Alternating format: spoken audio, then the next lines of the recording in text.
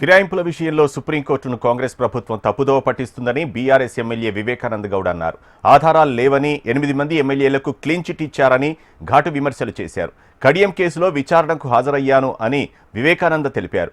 కడియం తరఫున హాజరైన అడ్వకేట్ సమయం కావాలని కోరారని చెప్పారు. ఫిబ్రవరి 6వ తేదీలోపు ఫిరాయింపు కేసులో తీర్పు ప్రకటించాలని సుప్రీంకోర్టు సూచించిందని అన్నారు. కాంగ్రెస్ పార్టీని బీజేపీ రక్షిస్తుందని ఆరోపించారు.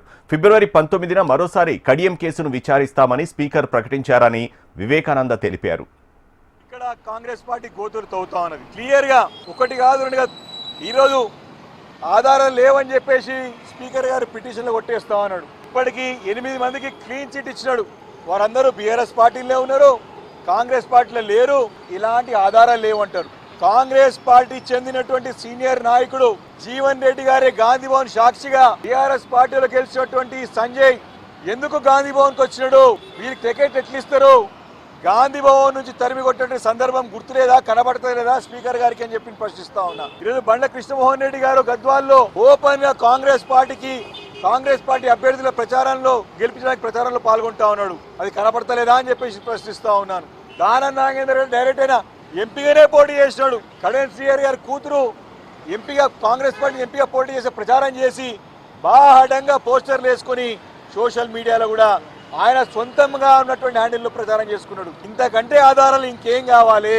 అందుకే ఈ దొంగ నాటకాలు ఆడతారు కాబట్టి రేవంత్ రెడ్డి గారికి అలవాటు కాబట్టి న్యాయస్థానాన్ని ఆశ్రయించి న్యాయస్థానం నుంచి డైరెక్షన్ తీసుకొచ్చి మీరు త్వరగా దీనిపైన నిర్ణయం తీసుకోవాలి. ఏ నిర్ణయం అయినా సరే ఆ నిర్ణయాన్ని కోర్టులో మీకు ఖచ్చితంగా తీసుకువెళ్ళి కోర్టులో ఛాలెంజ్ చేసి సరైనటువంటి న్యాయం కోర్టు నుంచి వస్తుందని నమ్మకం విశ్వాసం మాకు. కాబట్టి దీన్ని టైంపాస్ చేయాలనే ఉద్దేశంతోనే ఈ రకంగా ఇటు శాసన వ్యవస్థని అటు బీజేపీని ఇద్దరు కూడా క్లియర్ కట్ గా తెలుస్తోంది. ఈరోజు మన మహేశ్వర్ రెడ్డి గారు 30వ తారీఖు రాకుండా టైం తీసుకోవడమే దీనికి ప్రత్యక్షమైనటువంటి ఒక ఆధారం. వారు మొన్న జరిగినటువంటి సింగరేణి యొక్క బొగ్గు కుంభకోణంలో కూడా బీజేపీ పాత్ర క్లియర్ కనపడుతోంది. బీజేపీ కాంగ్రెస్ కలిసి రాష్ట్రాన్ని దండుకుంటా ఉన్నారు. ఇది నేను చెప్పే మాట కాదు, సాక్షాత్ వారి భారత ప్రధాని నరేంద్ర మోడీ గారే బీజేపీ తెలంగాణ రాష్ట్రంలో ఘోరంగా విఫలమైంది, ప్రతిపక్ష పాత్ర మీరు పోషించలేకపోతా ఉన్నారు, మీరు కాంగ్రెస్ తో కుమ్ముక్కైతున్నారు, ఘోరంగా విఫలమైందని చెప్పి ప్రధానమంత్రి గారే రాష్ట్రంలో ఉన్న బీజేపీ నాయకులకు ముట్టకాలేసిన సంగతి గుర్తు చేస్తా ఉన్నాను.